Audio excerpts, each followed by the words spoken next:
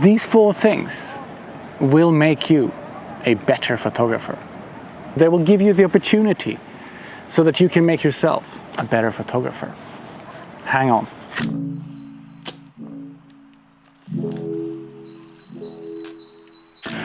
Well, hello. It's been a while. Well, it's not been a while since I had a video out because it's been one a week, but it's been a while since I sat down for a conversation with you guys and gals, and it feels like it's time. It feels like I have some things to say. I guess it's a preamble to what is about to come. This video is about 4 non-photographer things that I think that all nature photographers, so wildlife and landscape photographers, and here comes a dog running, really should have. Hang on.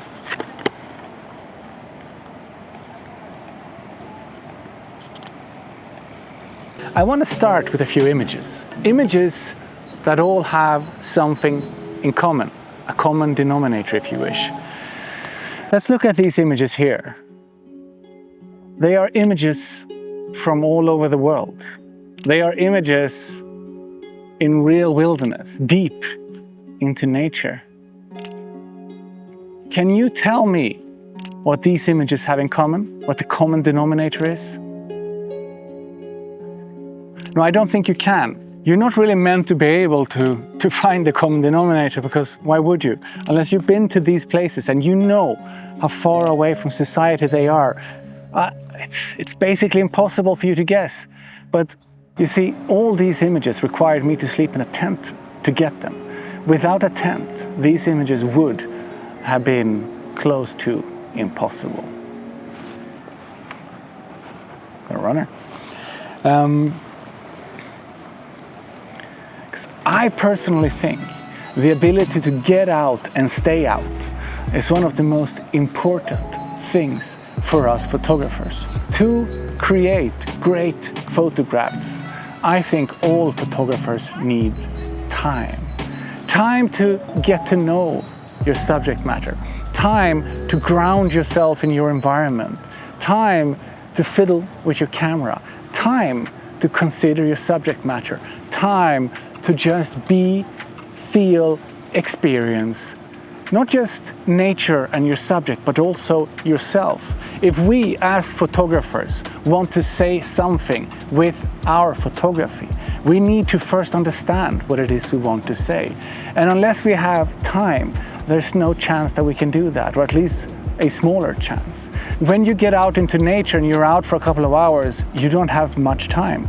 But if you go out into nature and you stay out for, let's say, a week, 10 days trekking, or even if it's a couple of days, you all of a sudden have time. You're there for sunrise, you're there for sunset, you can sleep on location. You're literally out in the wild, experiencing your subject matter. And that, for me, is so incredibly important. The second point that you get out in nature is space. Space for you to exist physically in nature, but space for you to also exist mentally. Space for you to create. And you also have space in your photographs, as in negative and positive.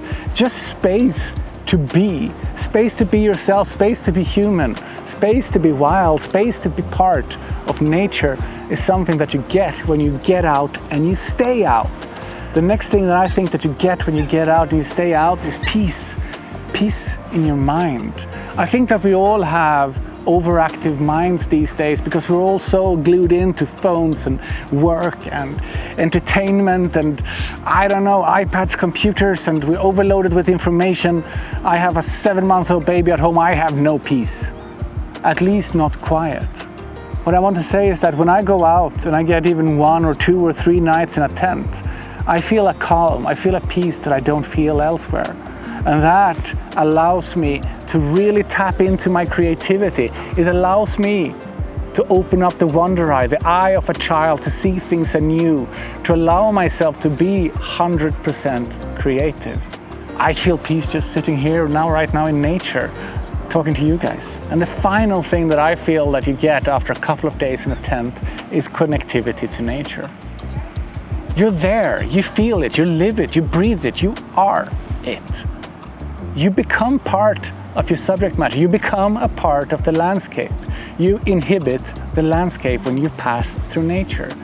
If you do that on a day where you have a couple hours, sure, you're there, but you're not really there. After a couple of days, eating, sleeping, shitting, breathing, drinking, everything landscape or wildlife, or the landscape that the wildlife lives in, you become connected to it. And that connectivity then translates into your images. And now I got a lot of sun in my lens. I hope it's not ghosting too much. This is the first time I'm trying out one of my new lenses, the Sony 16-35 PZ. Super excited about this lens, but that is for another video. So why am I telling you guys this? Am I perhaps even preaching to the choir? Perhaps you are the people who go out and camp and experience nature to really tap into your creativity and create the photographs that you want. But I don't think that the majority of you guys are. Because over the last 8 years, I've been running terra photography expeditions, and as I've been doing that, I've had countless conversations with photographers who kind of all say a variation of the same thing. I don't really like camping. It's heavy, it's expensive, it's uncomfortable. Here comes the dog again. I'm gonna take a break, or not, I don't know, maybe. Yeah, dog can listen. Not comfortable talking to the camera in front of strangers. It's expensive, it's heavy, it's cumbersome, it's uncomfortable. It's a number of negative things. Very few landscape or wildlife photographers that I've spoken to over the years have said, oh, I freaking love camping.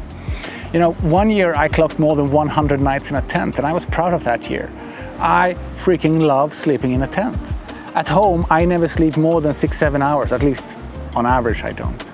And in a tent, I've had nights where I sleep 11 hours. At least I sleep consistently over 9 hours in a tent when I'm out. I feel so peaceful when I'm in a tent, when I hear the sound of the rain against the tent cloth, when I wake up to the sun cooking me, roasting me inside a tent. I feel so freaking alive. I feel so peaceful. I have never once felt afraid in a tent, well, except in Svalbard because of polar bears and these things. I'm not afraid of wild animals because the likelihood of them attacking me when I'm peacefully sleeping is so close to zero that it really doesn't happen. So there is nothing to be afraid of. And people saying that it's heavy and cumbersome, well, they don't live in the modern age. Ultra lightweight backpacking is here, and you can get away with just a few kilos. You know, I'm gonna take a break here again.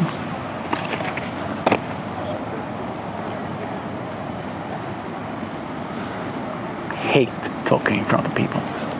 My backpack, my sleeping pad, my sleeping bag, and my tent, these things together, they weigh less than 3 kilos.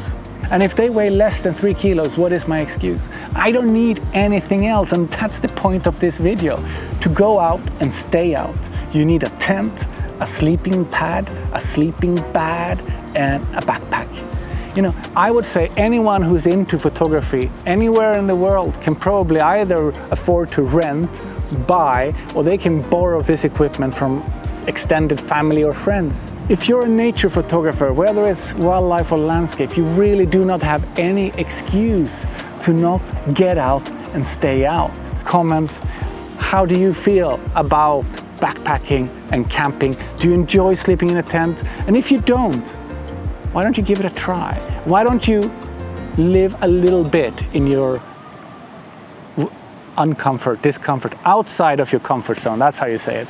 In the next week's video, which I'm recording tomorrow, hopefully, it might not be the next week's video because remember, this is unscripted, right? I am gonna go through everything that I'm gonna be bringing for a 3-day backpacking trip that I'm doing together with my friend Thomas around the Mont Blanc Massif. We're heading out for 3 days on the Tour de Mont Blanc, and then I'm going to do a second section of 3 days, and I'll explain all why I'm doing that in the next week's video. But I'm going to go through everything that I'm bringing in my backpack, from camping gear to food to photography gears, you name it. We'll look at absolutely everything, and I'm going to show you what is perhaps one of the most lightweight kits you can get away with as a photographer. And I'm going to show you that it doesn't need to be expensive, it doesn't need to be uncomfortable, it doesn't need to be anything like that. And because I'm out for 3 days, I'm really going to be able to record some YouTube videos, but also create photography, pursue my passion for this stuff. And with that, well, the video is over, guys. Thank you for watching. Don't forget to subscribe. Don't forget to check out my website. Also check out Terra Photography Expeditions website. I'll leave a link to all of this below in the description. That's all for me today. Thank you so much. Love you all. And yeah, see you next week. Ciao, guys.